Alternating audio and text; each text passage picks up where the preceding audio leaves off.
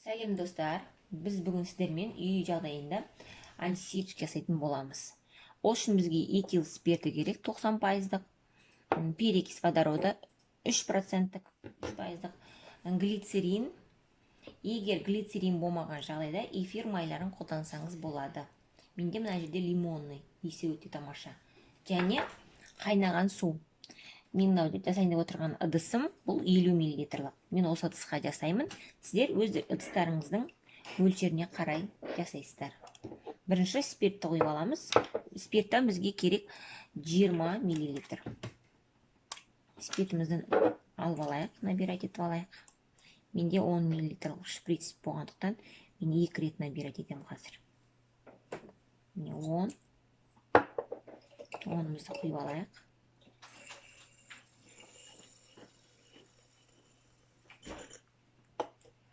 Тағы да 10 аламыз.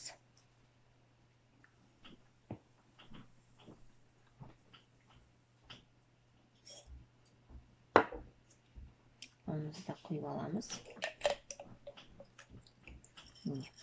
20 мл. Спиртімізді құйып алдық. Енді перекись қосамыз. Перекистен 15 мл қосуға болады. Мен көз мөлшермен білем. Осындай қосамыз. Перекистен 15 мл қостық. Енді глицерин. Глицериннен 5 мл қоссаңыздар болады. 4-5 мл кетеді.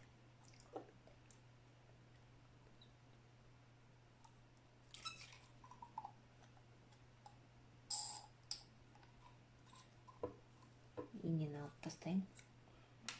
Қою болғасын алынбай жатыр.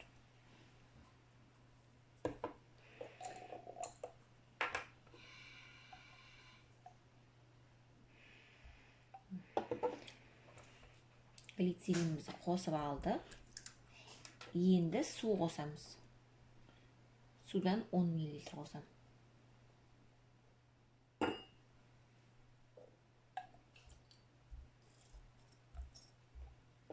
Барлығын қосып алды.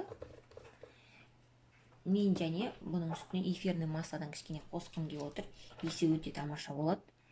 3-4 капля қоссаңыздар жетіп жатыр. Қолдарыңыз жұмсақ болады.